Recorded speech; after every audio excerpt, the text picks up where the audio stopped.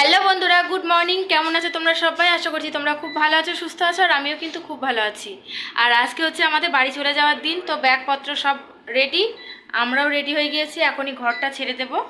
তো মানে ফেরার পথে একটুখানি সমুদ্রের ধারেও যাব।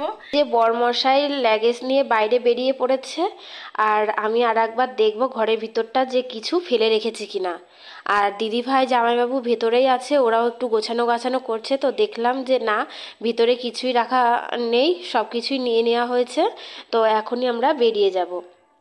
তো এই যে নিচে নামছি, এখন আমরা নিচে নেমে আসলাম, কারণ নিচে অনেকক্ষণ একটু সময় লাগবে, কারণ আমাদের কাগজপত্র নিয়েছিল আর ওনাদেরটা দিয়েছিল। তো সেইগুলো আজকে আমাদেরটা আমরা নিয়ে নেব আর ওনাদেরটা জমা দিয়ে দেব। তো এই যে আমরা সমুদ্র সম্রাট হোটেলে ছিলাম, তো আমরা বাইরে বেরিয়ে আসলাম। আর প্রথমে আমরা ভেবেছিলাম যে একটু সমুদ্রের ধারেও যাব, তো সেখানে আর যাওয়া হবে না। তার কারণ হচ্ছে মানে ট্রেনের টাইম হচ্ছে 6:50 ট্রেনের টাইম, তো আমাদের লেট হয়ে যাবে। তো সেই জন্য আমরা হাঁটতে হাঁটতে টোটো স্ট্যান্ডে এসে টোটোতে উঠে পড়েছি, আর এখন আমরা যাচ্ছি স্টেশনে।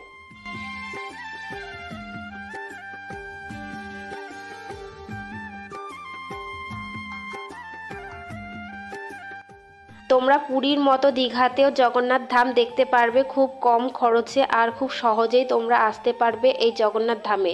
একদম খুবই সহজ, স্টেশনের থেকেই তোমরা দেখতে পাবে জগন্নাথ। তো মেন যে মন্দিরের মঠটা সেটা কমপ্লিট হয়নি, তাছাড়া এই যে সামনে দেখতে পাবে কমপ্লিট হয়ে গেছে। আর যে মন্দিরটা, সেই মন্দিরটা এখনো কমপ্লিট হয়নি, সেটা 5 থেকে 6 মাস কিন্তু কমপ্লিট হতে সময় লাগবে।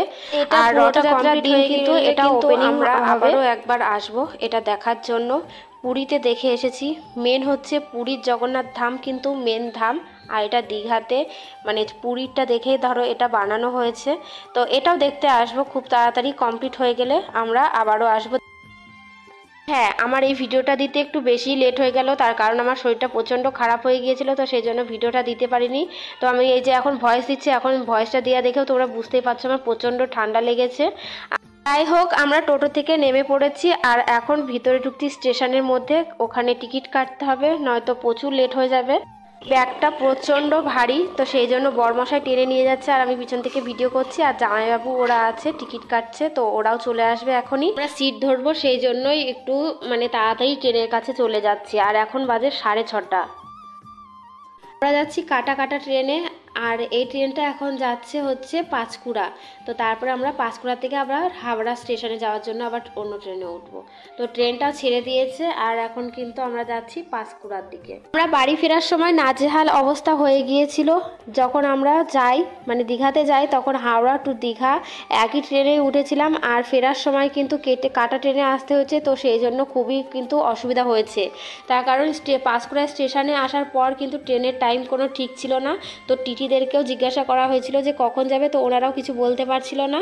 তো ট্রেন ঢুকে গিয়েছে, তো তখন আমরা তাড়াতাড়ি দিয়ে আসতে গেলে অনেকটা লেট হবে, তো সেই জন্য আমরা এই নিচ দিক দিয়ে চলে এসেছি। আর টিটিরাও কিন্তু কিছু বলেনি, কারণ ট্রেন কখন ঢুকবে কিন্তু তারাও কোনো কিছু বলতে পারছিল না। তো সেই জন্য আমরা ওই নিচ দিক দিয়ে চলে এসেছিলাম। তো আসার সময় কিন্তু বিপদ হয়ে গিয়েছিল, আমার পাটা কেটে গিয়েছিল।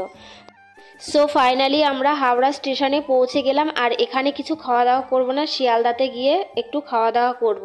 তো এখন আমরা হচ্ছে বাস স্ট্যান্ডে যাব, তো সেই জন্য বাইরের দিকটা বেরিয়ে যাচ্ছি। আর আমরা বাড়ি ফিরছি রবিবারে, আর দেখো কত সব তারকেশ্বর যাচ্ছে জল ঢালার জন্য। তো সোমবারের দিন সবাই জল ঢালবে, তো প্রচুর ভিড় হয়েছিল এই ট্রেনগুলোতে। তো তারপরে এই যে আমরা বাইরের দিকটাতে বেরিয়ে পড়েছি, আর প্রচণ্ড রোদ লাগছে, তো সেই জন্য আমার মেয়ের মুখটা দেখে তোমরা বুঝতেই পারলে। আর এই দেখো হাওড়া স্টেশনটা আমার কিন্তু ভীষণ পছন্দ হয়েছে, তো খুবই সুন্দর হাওড়া স্টেশনটা।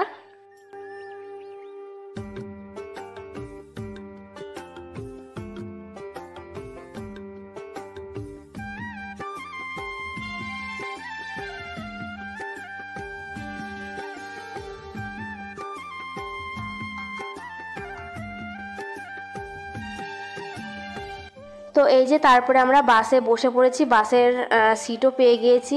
তো এখানে যদি লেট না করতো তাহলে কিন্তু আমরা শিয়ালদা স্টেশনে তাড়াতাড়ি পৌঁছে যেতাম, আর ট্রেনটাও ধরে ফেলতে পারতাম। আমরা ঢোকা মাত্রই ট্রেনটা ছেড়ে দিয়েছে।